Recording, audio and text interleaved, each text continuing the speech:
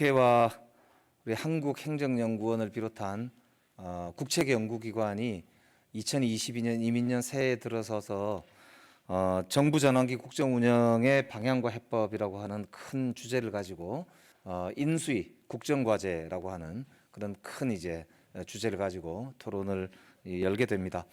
민주주의는 견제와 균형이라는 생각이 듭니다. 그래서 제가 국회의원이 되고 보니까 더 그런 생각이 들거든요. 그래서 국회는 국회대로 정말 국회 정치를 제대로 한번 하고, 여당이든 야당이든 간에 행정부를 상대로 행정부가 독주하거나 폭주하지 못하도록 만드는 책임이 국회에 있다, 이런 점을 다시 한번 생각하고 싶고, 또 그 거꾸로 이제 정부를 맡은 쪽에서는 국회를 파트너로 생각하고 자신의 일들도 하지만 국회가 그만큼의 역할을 할 수 있도록 함께 노력하는 그런 것도 필요하다고 생각이 됩니다. 특히 오늘 우리 남궁근 총장님 오셨는데 우리 행정학계 원로이십니다. 훌륭한 원로분께서 이렇게 좌장을 맡아주셔서 좋은 토론이 진행될 거라고 생각합니다.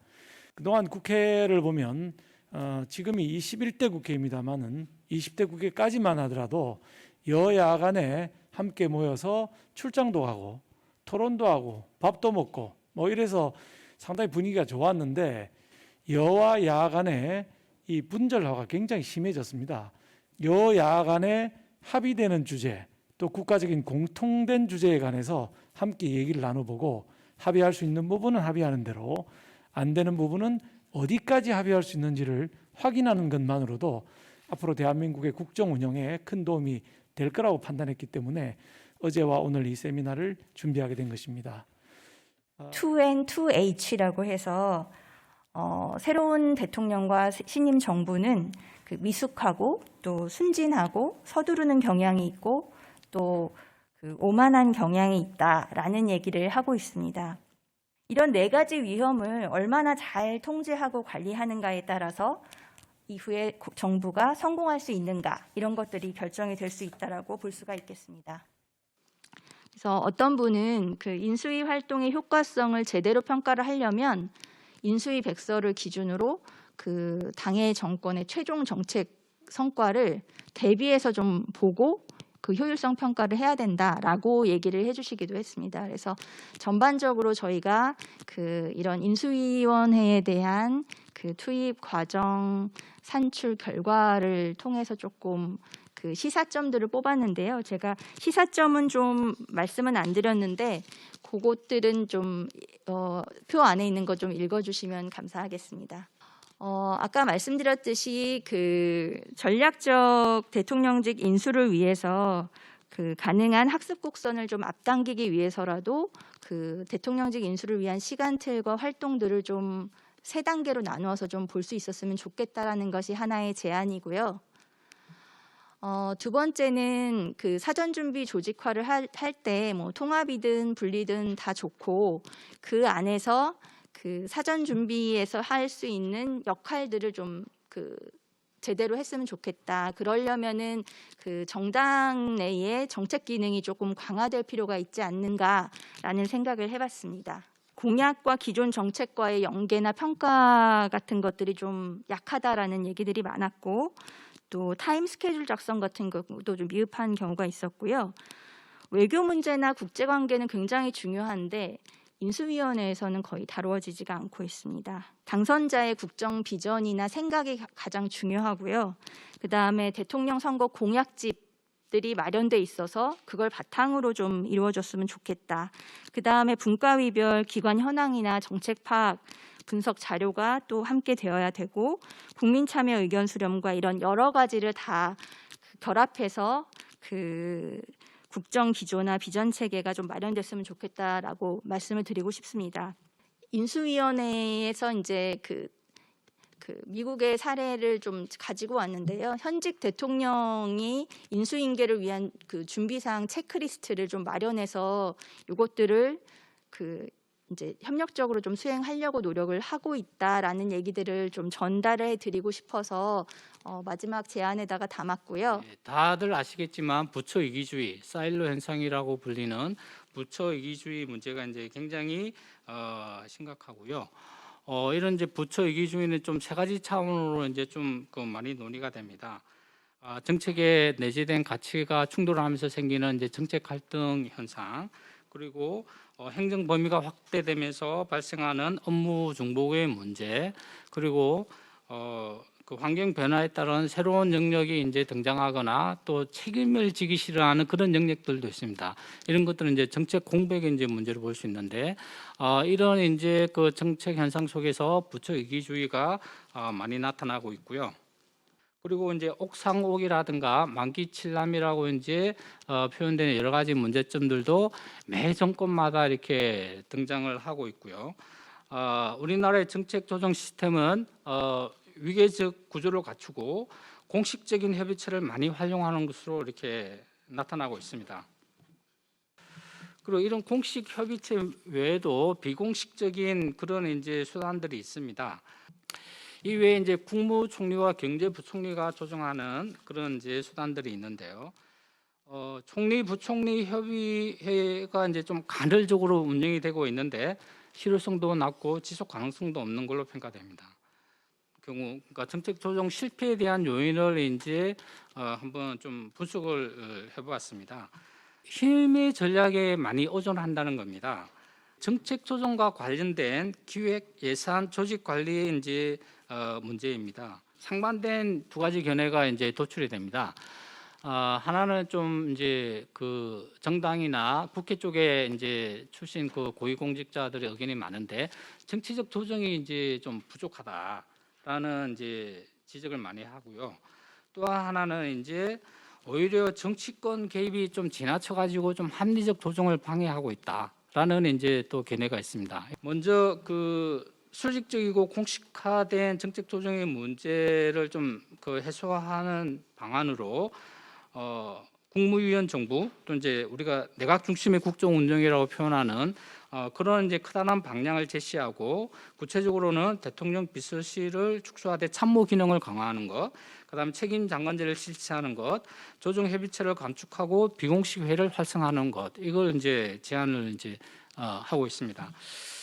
그 다음에 이제 힘의 전략에 의존하는 정책 조정의 문제를 이제 해소하는 방향으로 책임 총리와 정책 조정 전담 장관을 좀 운용하는 그런 방안을 이제 모색하자라고 이제 제안을 이제 하고자 합니다.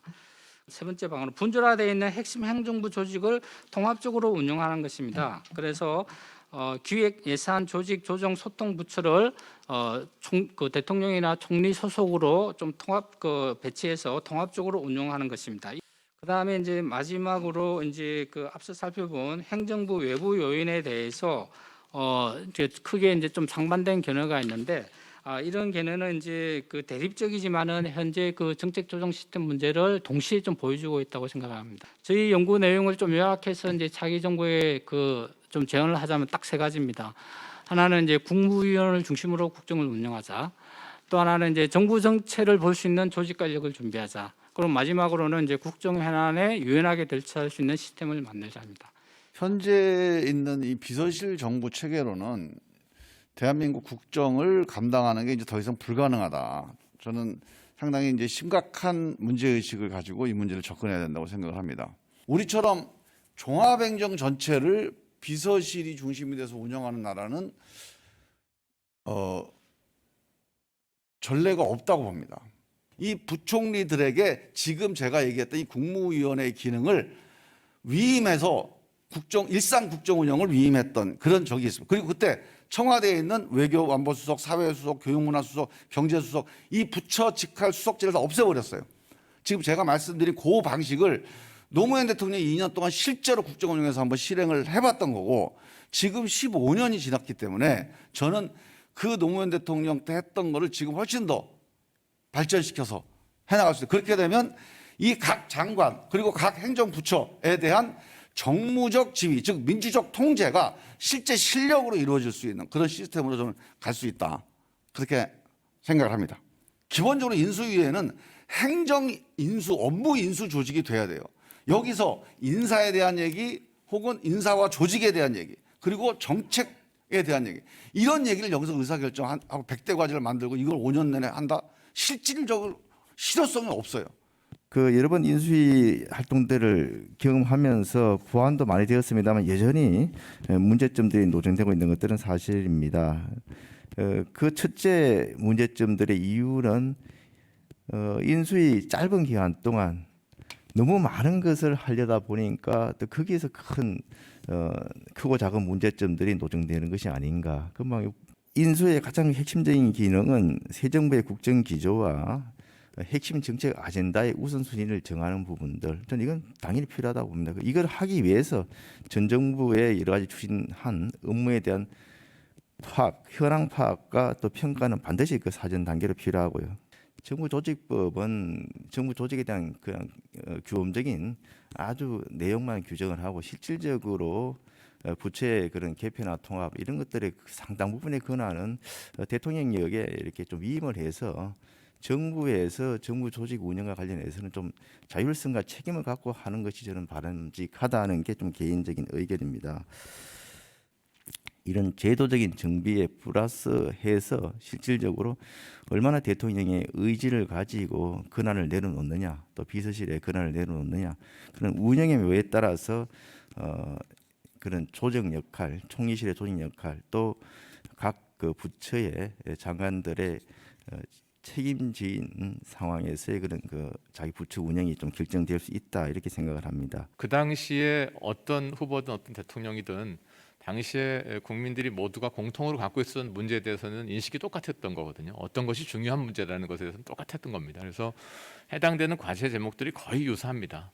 결국 국정과제라는 게 제가 보는 본질은 뭐냐면 정부와 그다음에 공무원들 사이의 일종의 계약입니다. 5년 동안에 이런 일을 하겠다라고 하는 서로 계약서를 맺는 일인데 이 계약서가 사실은 잘 맺어져야지 일이 잘 돌아갈 수 있는 구조가 된다고 봅니다.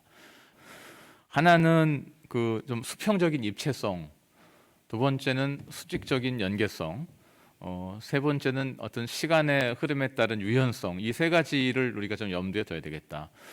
영국에서는 이제 원내학교국가는 사실은 의회하고 행정부 일치하기 때문에 큰 문제 없이 이제 센터가 하나입니다.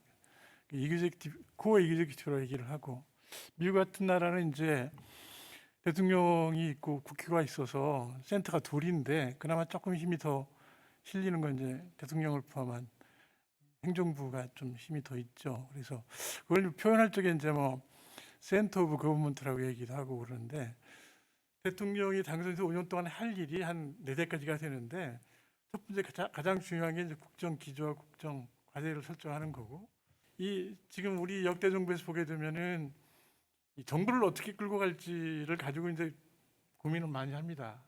정부 혁신이죠. 거기에 이제 지금 뭐 초미의 관심사는 이제 정부 조직 개편인데, 그거보다는 인사를 어떻게 끌고 갈 것인지, 재정을 어떻게 끌고 갈 것인지, 공공기관을 어떻게 끌고 갈 건지, 규제를 어떻게 끌고 갈 건지, 이런 것들에 대한 방향을 정하는 게 두 번째로 중요한 기능이라고 보고요.